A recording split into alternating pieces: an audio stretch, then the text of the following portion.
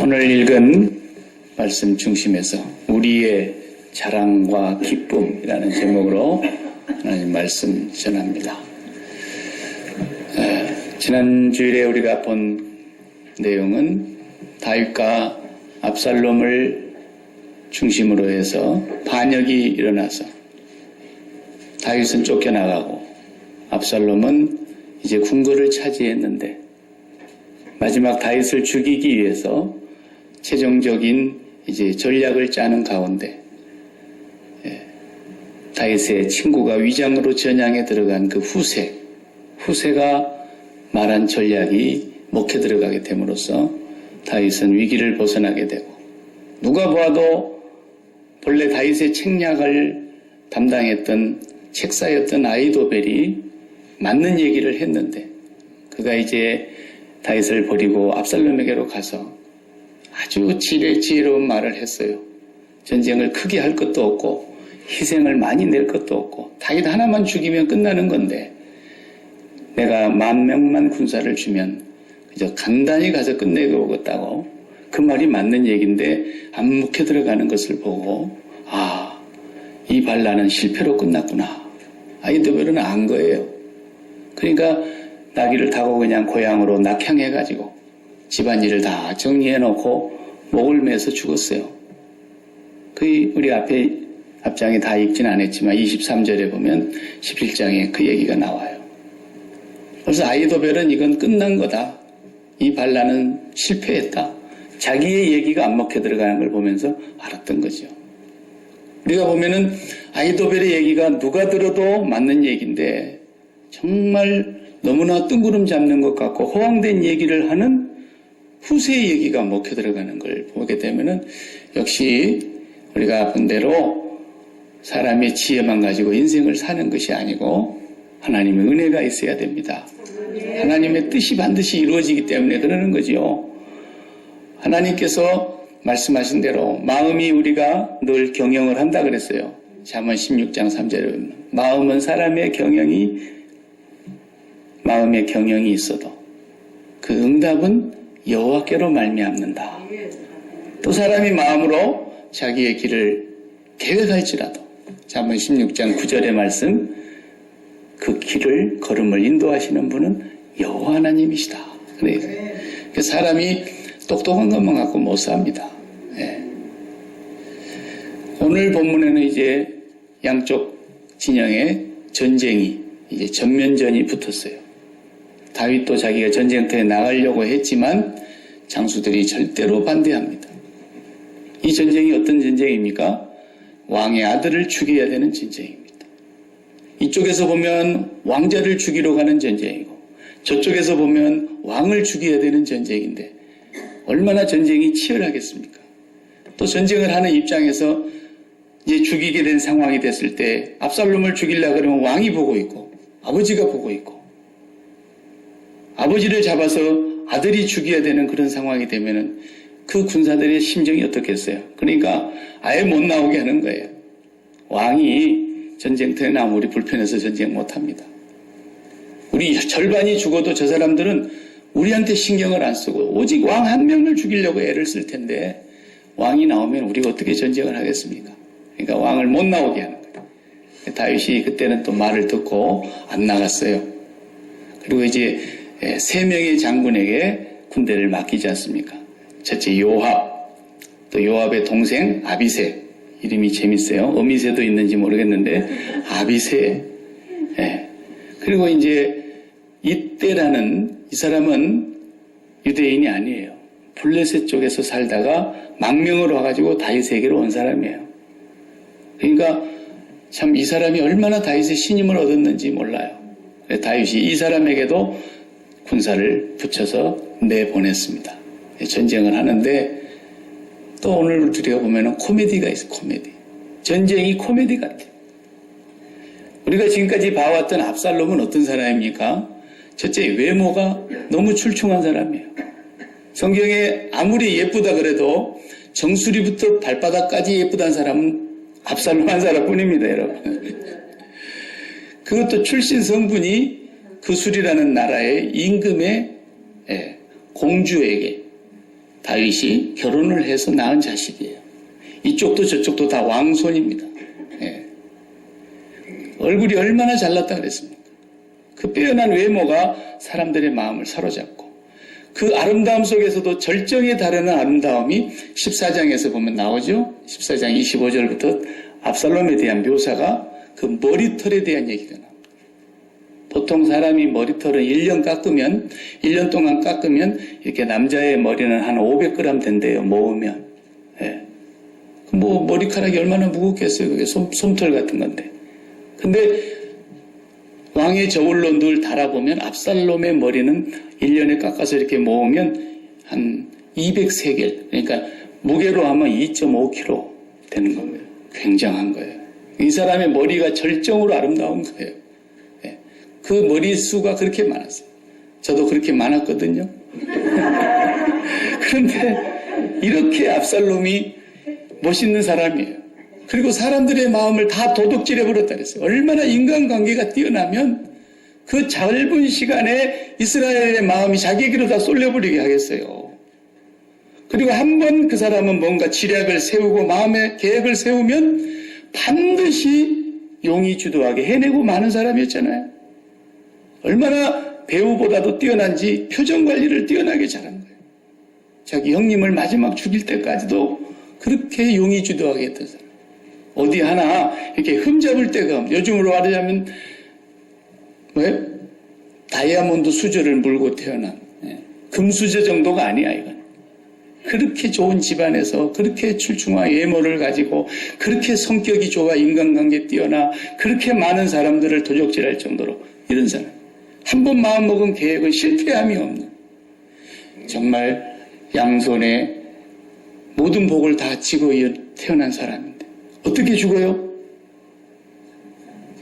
대롱대롱 매달렸다가 죽었다 그랬어요. 전쟁에 이쪽 병사들도 마찬가지죠. 저쪽에 절반인을 죽인들 자기 동족 죽이는 게 뭐가 대단하겠어요. 그건 전쟁이 필요 없는 소모전인 거예요. 그냥 압살롬 하나만 죽이면 되는 거니까 압살롬을 주목해서 쫓아가는데 압살롬하고 딱 맞닥뜨렸어요. 죽기도 많이 죽었죠. 2만 명이 죽었다 그랬잖아요. 압살롬이 그냥 딱 부딪히고 맞떨어뜨리니까 얼마나 놀랬던지 자기가 패하는 걸 보고는 막 도망을 가는데 노새를 타고 뛰어서 노새라고 해도 이렇게 말고삐처럼 고삐가 있을 거 아니겠습니까? 고삐 없이 어떻게 그 위에 중심 잡겠어요?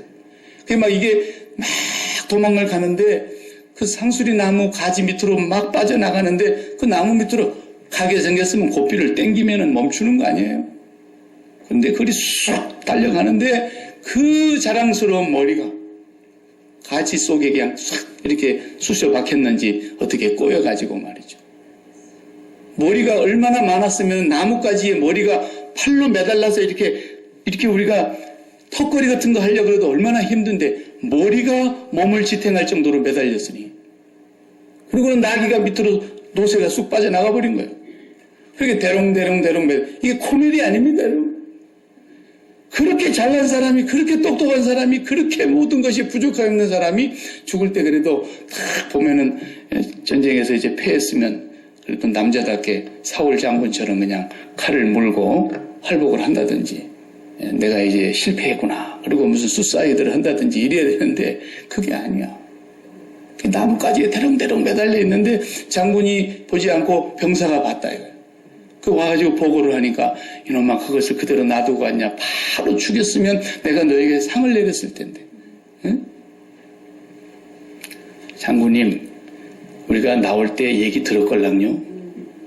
다윗 왕께서 세 분의 장수에게 젊은 압살롬을 좀 신사적으로 대우해달라고 죽이지 말아달라고 한 얘기를 우리가 들었는데 내가 죽이고 왔으면 오히려 지금 당신이 더 크게 나를 호통쳤을 거 아닙니까? 나는 그렇게 할 수가 없습니다. 그러니까 내가 너하고 지금 입씨름할 시간이 없다. 그러고는 창 3개를 가지고 가서 그냥 심장에다가 꽂았다 그랬어요. 요압이. 네. 그리고 났더니 요압의 부하들이 막 달려들어서 난도질을 해서 그냥 죽였다 그랬어요. 오늘 본문에 보면은 정말 이 얘기를 우리가 반만 읽었어요. 이제 지금부터서 전쟁의 결과를 보고하는 얘기를 우리가 못 읽었습니다. 근데 나중에 그 보고를 들은 다윗이 어떻습니까? 얼마나 통곡을 하며 우는지 나는 그 본문을 이렇게 읽다 보니까 그 아버지의 마음이 내게 밀려와서 그랬는지 나도 눈물이 날라 그러더라. 내 아들 압살롬아, 내 아들 압살롬아, 내 아들아, 내 아들아, 내 아들 압살롬아. 그러면서 자기가 이렇게 2층으로 올라가면서 통곡을 하고 울었다 그랬어요. 네. 아버지가 왕이라도 자식을 못 지켜주고 자식이 그렇게 비참하게 죽었어요. 오늘 우리는 이 본문을 통해서 많은 교훈을 받습니다만 제일 가슴이 아픈 게 뭡니까? 압살롬이 제일 자랑하는 게 뭐예요? 제일 잘난 게 뭐예요? 머리라니까요, 머리. 아니, 성경에 뭐 머리가 몇 세계를 나간다 그런 거 쓸 게 뭐 있어요? 그런데 오죽하면 압살롬의 가장 장점은 잘난 것인데 잘난 중에도 최고 잘난 것이 머리라고. 저는 얼마나 감사한지 모르겠어요. 저는 거리 지나갔다 하면 나무에는 안 걸립니다. 저는.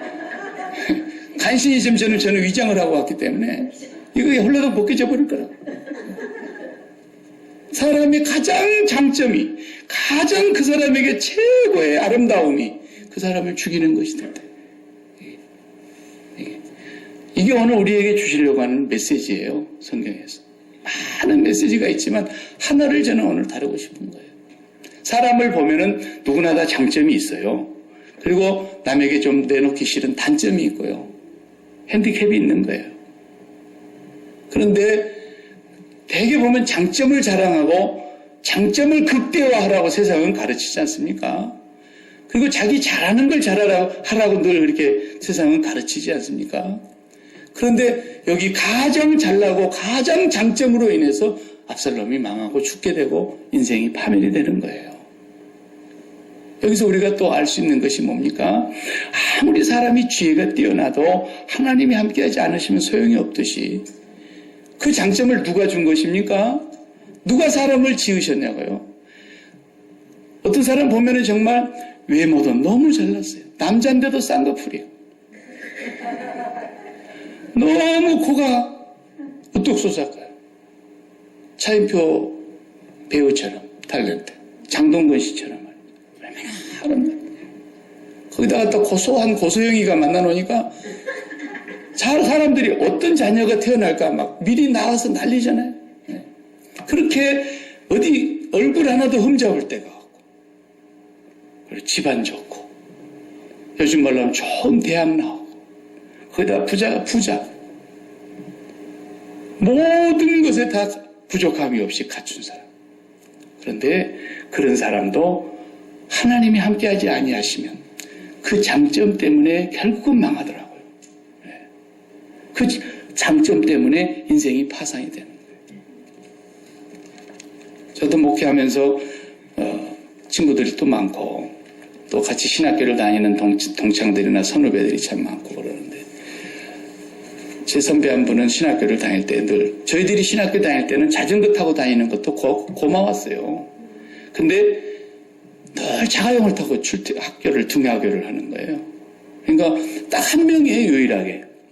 제일 부모님이 잘 산 거죠.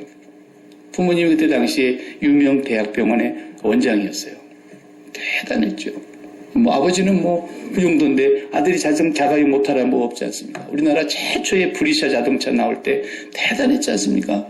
예. 쇳덩어리가 그렇게 빨리 굴러가는 걸 보면서 온 동네 사람들이 나와서 막 차를 막 구경하고 그러던 시절인데 그게 얼마 지나서 또 차가 조금씩 좋아지고 그래서 이제 현대에서도 차를 만들어가지고 처음 나올 때 포니 같은 거 나왔잖아요. 그거 타고 학교 오는 거예요. 정말 모든 학생들이 그 차가 들어오면 부러워하는 거예요. 예. 한번 타보고 싶고 말이지. 근데 결국은 목회를 안 하더라고요. 목회를 안 하는 게 아니라 목회를 못 해요. 너무 장점이 많으니까. 그분은 못하는 게 없어요. 제가 볼 때는. 예. 이름을 대면 누가 될까 봐서 제가 이름은 못 대지만 유명한 복음성가도 거기 한국 있어요. 그분이 지은 게. 음악가예요. 예술인이에요. 예. 목회를 결국은 지금은 안 하세요. 목회를 안 한다고 해서 뭐 그 사람 실패했다는 얘기가 아니라 그 장점이 많은 사람 그것이 참 좋은 일이죠. 하나님 그렇게 주셨으니까. 그런데 정말 그것이 하나님의 영광을 위해서 그 존귀하신 하나님의 이름을 드러내기 위해서 그것들을 사용하게 되면 그게 극대화되는 것인데 그렇지 아니하고 오히려 그것이 사람으로부터서 어떤 영광을 얻고자 하는 압살롬의 삶이 되면 결국은 그렇게 비참하게 끝나는 것이죠. 압살롬은 어떤 사람입니까? 다윗으로 말미암아 이 땅에 이루어지게 될 메시아 예수 그리스도께서 오시게 될 그 하나님의 나라를 대적하는 자로 보이고 있잖아요. 계속해서. 그 하나님의 나라를 대적하는 자는 누구라도 망합니다. 사울 망하는 거 보세요. 망할 수 있는 조건이 하나도 없는데 망하는 거예요. 사울.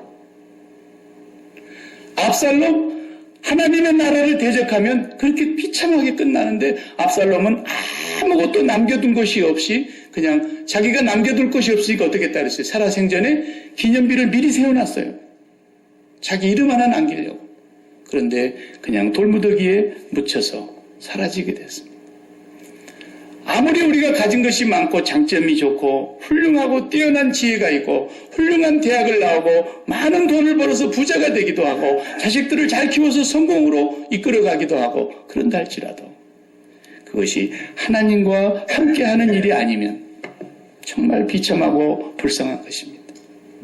우리 예수 믿는 사람들은 생사관이 분명하기 때문에 살아있다 그러면 하나님의 사명이 있으니까 사는 거고 우리는 죽어도 갈 곳이 정해져 있기 때문에 자신 있게 죽을 수 있는 거예요. 네. 우리는 생사관이 분명한 사람이에요.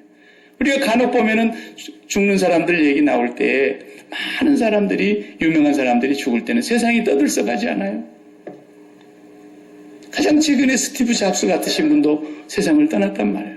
나이 50 칸 넘은 이 젊은 양반이 온 세상 사람들의 손에 스마트폰을 들려놓고 그냥 자기는 갔어요. 그럴수록 우리는 뭐가 생각이 나요? 너무 안타깝고 불쌍한 거예요. 그가 한 업적에 비해서 하나님과 아무 상관이 없는 사람은 너무너무 안타까운 거예요.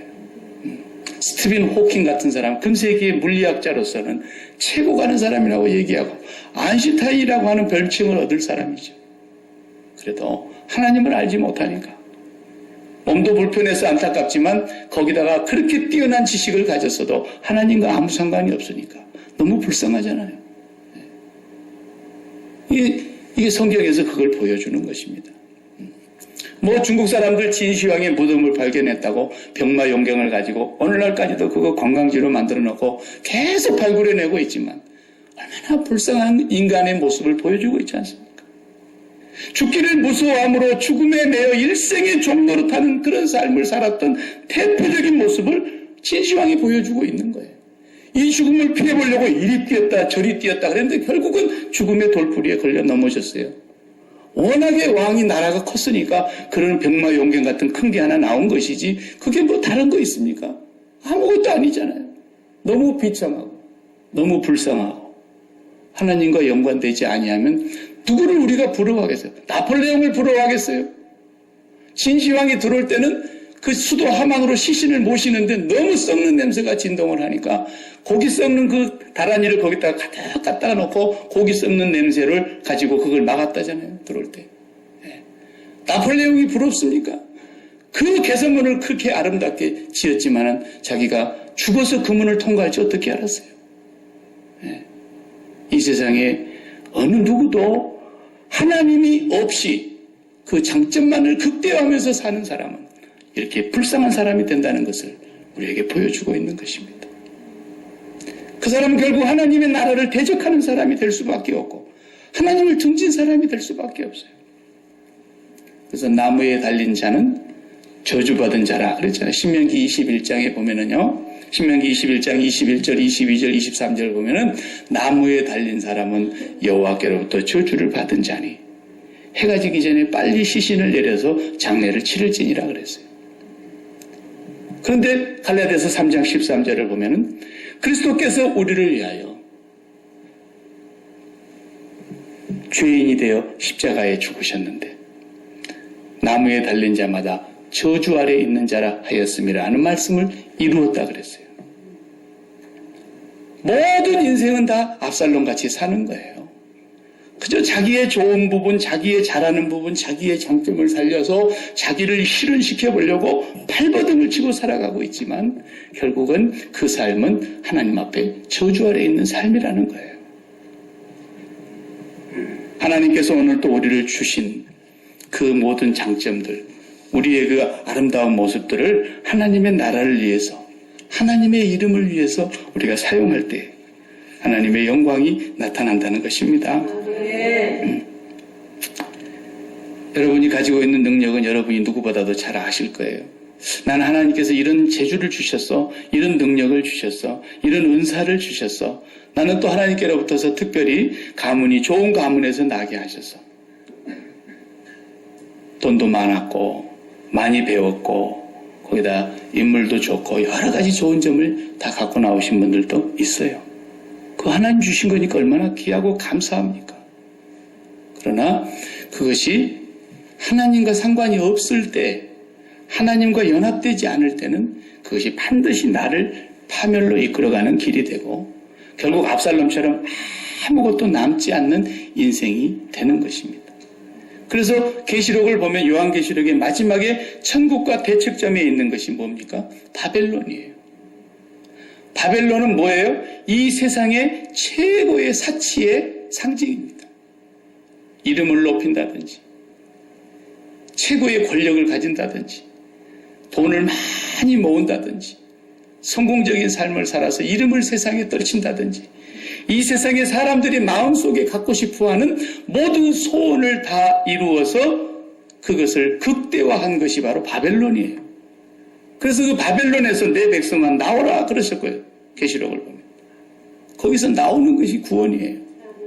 이 세상 사람들은 그것을 극대화하기 위해서 사는 거예요. 그래서 전부 뭐예요? 돈 벌면 소원 성취하는 거예요. 돈 벌면 무슨 소원 성취해요? 갖고 싶은 거 갖는 거예요. 그것이 뭐예요? 사치라는 거예요. 사치. 돈 많은 사람들은 제가 가서 보니까 백화점 같은 데 가서도 한 그냥 5,000불짜리나 10,000불짜리를 그냥 주저없이 사더라고요. 그게 사치 아닙니까? 내가 그만큼 돈을 벌었다 이거예요. 그게 바로 바벨론 문화 안에서 사는 거예요. 그럼 예수 믿는 사람은 나는 그렇게까지는 못 사도 저 사람은 10,000불짜리 사면 나는 1,000불짜리라도 사야 되겠다. 그것도 사치예요. 그거 없어서 안달이 나가지고 그걸 가져야 되겠다고 몸부림을 치다가 산 것은 다 사치입니다. 팔아서 가난한 사람한테 다 주세요. 아무것도 아니에요. 그거 없이는 나는 안 돼. 그렇게 해봐요. 그러나 마음은 이것이 제가 늘 얘기한 대로 우리가 요즘은 옷을 다 옷가게에 가서 그냥 대충 맞춰서 이렇게 기성복을 사 입지만은 우리 옛날에는 다 여러 번 가봉해보고 맞춰보고 또 맞춰보고 해가지고 맞춤복으로 입었다고요. 그 딱 맞게 입었죠. 소매 끝까지 붙어서. 품도 맞아야 되고. 몇 시간 하잖아요. 우리 마음도 그렇게 딱 맞게 맞춤으로 지었어요. 하나님이. 절대로 아무거나 집어넣어갖고는 그 소원이 양이 안 찬다고요. 우리 마음에 소원이 있다는 말은 무슨 말이냐면 지금 마음이 비었다는 뜻이거든요. 그래서 돈으로 가지고 그 마음에 뭐 소원을 채워보려고 그러는 거예요. 그래서 명품도 채워보고 명품도 걸쳐보고 다 그러지만 지금 여러분 그거 가라지 세일에 빨리 갖고 나오라 그래도 안 갖고 나와. 입도 안 하면서. 입지도 않으면서. 그게 다 사치했던 거거든요, 사실은. 우리 마음속에 하나님으로 채워지고 나면 소원이 없어져 버립니다. 왜? 마음은 하나님의 맞춤으로 창조되었기 때문에 하나님이 딱 들어가면 더 이상 갖고 싶은 게 없어지는 거예요. 그게 하나님이에요. 하나님하고 뭘 비교하겠어요? 어떤 것과 하나님이 비교되겠어요?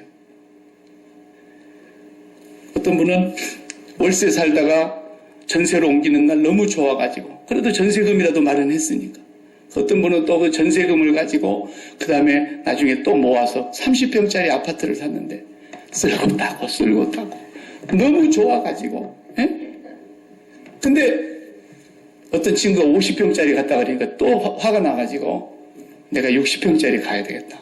60평짜리 끝내 사고 그래도 안 돼서 또 70평짜리를 한 대 더 사고 그래도 안 돼서 수도꼭지를 전부 다 18K로 바꿨대요. 여러분, 그러면 마음의 소원이 채워질 것 같습니까?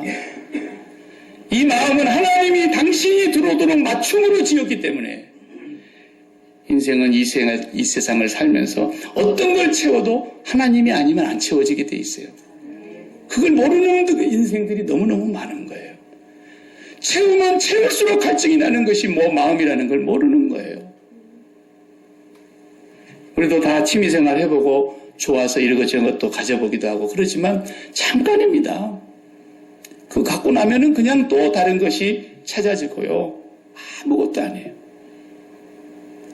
그래서 결국은 우리의 가장 장점, 그것은 하나님 한 분뿐입니다. 하나님이 우리 장점이 돼야 돼요. 그래서 우리 예수 믿는 사람은 그 하나님을 딱 갖고 나면요, 그 다음부터는 이제 부러울 것이 없어지니까 뭐가 부러웠겠어요? 그러니까 이제라도 하나님을 가졌으면 내놓으시라고요. 그거 팔아서 다 가난한 사람 주고 와요. 주님이 그러셨잖아요. 주님이 가난한 사람한테 주라 이거예요. 그 입지도 않고 있으면서 어쩌다가 한 번씩 옛날 같으면 동창회 때 가가지고 여러고 그럴 건데 누가 그걸 봐줍니까? 그런 걸 아무것도 아니에요. 그거. 예. 우리는 정말 예수 믿었으면, 정말 하나님을 우리 마음속에 가졌으면 이제 우리 정신 바짝 차려야 돼요. 이제 우리는 그런 생활 할 시간이 없어요. 그런 거 할 시간이. 진짜 하나님을 가진 사람들의 공통점은 뭐예요? 자기의 약점을 자랑하게 되어 있습니다. 자기가 얼마나 죄가 많은 부족한 사람인가를 서슴없이 자랑하게 되어 있습니다. 정말 하나님을 만난 사람의 증거가 거기서 나오는 거예요. 그게 잘 안 되니까 하나님께서 약점을 하나씩 넣어주십니다. 하나님은 공평하세요. 너무너무 공평하세요. 저는 군대 생활하면서 송명희 시인을 저희 교회에 이렇게 군대 교회에 모셔다가 간증 집회를 했어요. 제가 이제 그분을 몸이 불편하잖아요. 이렇게 차에서 내려가지고 이렇게 교회 예배당 안에까지 들어가는데도 그렇게 힘들어요. 온몸이 자기 손으로 자기 의지로 움직일 수 있는 것이 아무것도 없으니까. 근데 그분이 와가지고 찬양을 하는데요. 공평하신 하나님이, 와, 내가 부를 때도 그런 감동이 없었는데 그 당사자가 와서 그 노래를 부르니까 자기가 지은 찬양 아닙니까? 몸이 웅그러들어가지고 하나도 얼굴 표정 하나도 자기 마음대로 안 돼요. 계속 흔들리고 떨리고. 근데 그분의 입에서 공평하신 하나님이라고 찬양을 하는 거예요. 하나님은 공평하시더라고요. 남이 알지 못한 사랑 내가 받았고, 남이 듣지 못한 음성 내가 들었고, 남이 얻지 못한 그 하나님의 보화를 자기는 가졌기 때문에 그 마음속에서 나오는 그 공평하신 하나님이라는 찬양이 그렇게 가슴속에 강력하게 들려오더라고요. 네. 여러분, 불공평하다고 왜 나는 흙수저 메고 나왔느냐고 억울하십니까? 아니에요. 아직도 마음에 소원이 있습니까? 속지 마세요. 그런 게 아니에요. 하나님을 최고의 자랑으로 갖지 못하기 때문에 그러는 거예요. 부르짖고 기도하고 싶으면 하나님을 얻게 해달라고 기도하세요. 네. 사도 바울도요, 집안이 괜찮았어요. 어쨌든 집안은 왕가의 후손이에요. 거기도 베냐민 집안이니까. 사울 왕의 가문 아닙니까? 그리고 이 히브리인 중에 히브리인이라는 거예요. 조상적부터서 피가 딴 곳으로 섞인 적이 없어요. 바리새인 중에도 바리새인이, 바리새인이 그때 당시에 한 6천 명 있었거든요. 6천 명 바리새인 중에 최고였다는 거예요. 그리고 율법으로는 내가 613개 조항의 율법을 한 계명도 어긴 적이 없다. 율법으로 내가 흠이 없는 자다. 무서운 사람입니다. 이 사람. 바늘로 찔러도 피 한 방울 안 나올 정도로 강직한 사람입니다. 이런 사람이 예수까지 만나가지고 상층천에까지 가서 말로 다 할 수 없는, 형언할 수 없는 그 광경을 다 보고 왔으니 말해 뭐 하겠어요. 하나님이 너무 자고할까 해요. 자기가 받은 계시가 너무 크고 그 받은 은혜가 너무너무 커서 혹시 교만하여 스스로 넘어질까 해서 하나님께서는 그 육체의 가시 사단의 사자를 몸에 박아놨다 그랬어요. 이걸 없어지게 해달라고 그렇게 기도를 했는데 내 은혜가 이만하면 충분하다. 하나님이 그러시면서 더 이상 기도하지 못하게 했어요. 그때 이 바울이 고백하지 않습니까? 고린도후서 12장에 보면 나는 나의 약함을 자랑하노니 나는 나의 곤란을 기뻐하며 이 약함을 자랑하노니 내가 약할 그때에 곧 가장 강함이라 그랬어요. 가장 강함. 우리가 언제 제일 강한지 아세요? 십자가에서 죽을 때 제일 강합니다. 거기서 죽은 사람을 누가 이길 수 있겠어요? 동네 깡패도 나 오늘 너하고 싸워서 나는 오늘 죽을란다. 그러고 달라들면 아무도 못 이깁니다. 죽은 사람을 누가 해봐요? 우리가 바로 그 자리에까지 내려가야만 하나님의 놀라운 능력을 맛보게 되는 거예요. 내 장점 때문에, 내 강함 때문에, 내 뭔가 하나 능력 때문에, 내 어떤 은사 때문에 그렇게 하는 사람들 다 망했어요. 저는 어릴 적부터 수도 없이 봐왔어요. 그냥 이렇게 하면 이쪽으로 다 쓰러지고 이렇게 하면 뒤로 다 낮아 빠지고 그냥 이마만 하나씩 때려도 막 병이 났고 손 댈 것도 없이 슉슉슉 그래도 막 방언이 터지고 그런 사람들 밑에서 저도 같이 가서 집회도 참석해보고 그랬어요. 그 사람들 다 끝이 안 좋아요.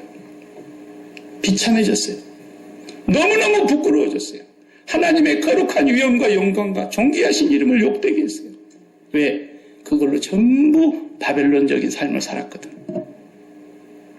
이단들은 말할 것도 이단이니까 그건 말할 것도 없지만 진짜 교회도 그래요.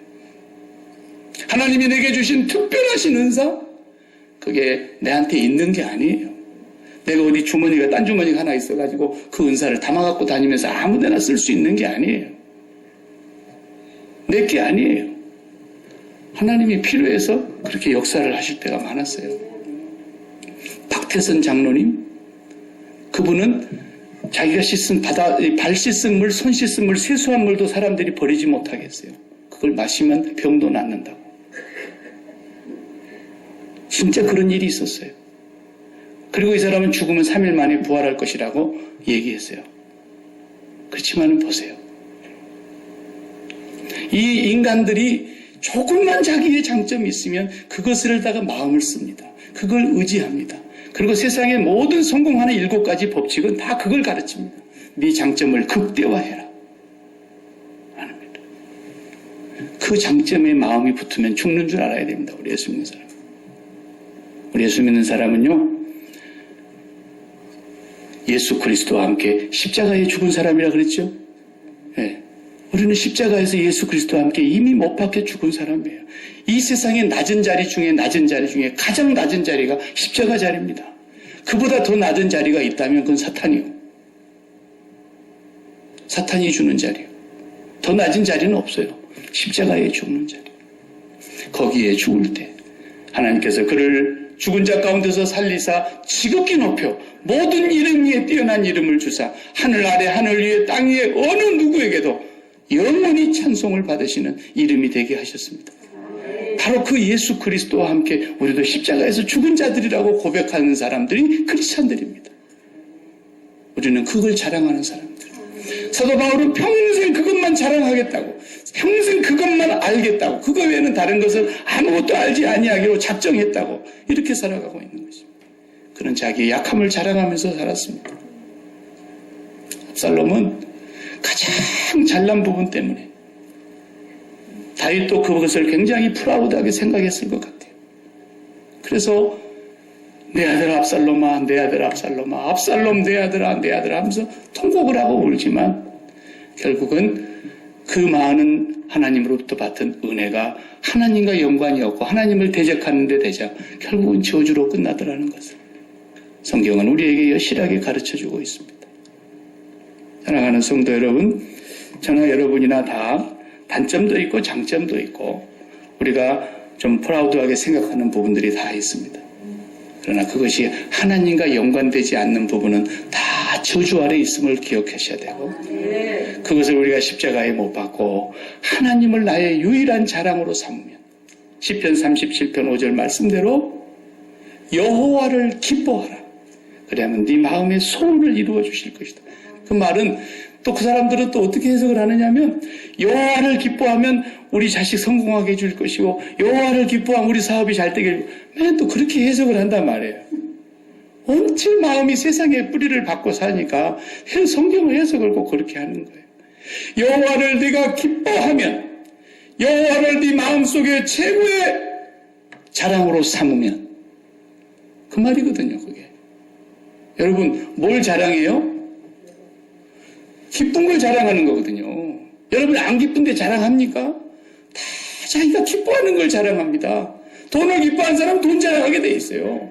자식을 기뻐하면 자식 자랑하게 돼 있고요. 명예를 기뻐하는 사람은 명예 자랑을 하게 되어 있어요.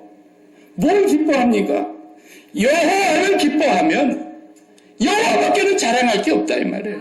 여호와를 기뻐하면 네 마음에 더 이상 소원이 없어질 거다 그 말이에요. 네 소원 다 이루어졌다 이 말이에요. 맨날 좀 여호와를 조금 기뻐해 놓고 나서 뭐 또 사업이 잘 되나 그런 것만 쳐다봐요. 어떻게 하나님하고 사업하고 비교를 하세요? 하나님을 가지면 더 가질 것이 없어지는 것이라니까요. 아직까지도 마음의 소원이 있거들랑 마귀에게 속는 줄 아시고 예전에 내가 마귀에게 속아서 그거 채워지면 괜찮은 것인 줄 알고 가졌던 거 빨리빨리 팔아서 정리해가지고 여성교회에서 바자회 한다면 빨리빨리 내놓으시고 그래 하나님 앞에 정리 다 하세요. 내가 오늘 오기 전에 반주자 남편 로이가 아침 6시에 갑자기 급전이 와서 지금 숨을 잘 안 쉰다고 그래요. 그래서 이제 여기 심장력이 넣어놨잖아요. 그거 작동이 안 되는구나. 에머전시가 와서 지금 싣고 막 메모리얼로 갔다 그래서 막 갔는데 제가 쫓아가봐야 소용이 없더라고요. 여기 병원은 접근도 못하게 하니까. 그래서 제가 조금 이따 갔어요. 그랬더니 다시 살아났더라고. 오, 로이, still alive. 나는 너 천국 가 있는 줄 알았다. 그랬더니 껄껄껄 웃으면서 정신이 말짱해져가지고 다시 막 해피하는 거예요. 그래서 내가 그 안고 기도하고 왔어요. 기도하고 왔어요. 너 아직 내가 볼 땐 천국 갈 때가 멀은 것 같아. 내가 그랬더니 기분은 좋아가지고 여러분 언제 우리가 그렇게 될지 모릅니다. 내가 이 얘기를 하려고 했는데 어제 갑자기 우리 반주자께서 갑자기 어제 교회에 와가지고 그 얘기를 하는 거예요.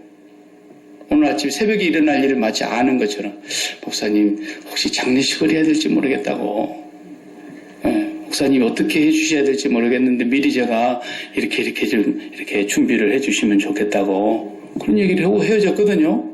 근데 오늘 아침 새벽에 갑자기 그랬어요. 우리 인생 갑자기 끝납니다. 박 목사가 가서 이렇게 거친 숨을 쉬고 있으면 아무개 집사님 잘 가십시오. 그러면 섭섭히 생각하지 마세요.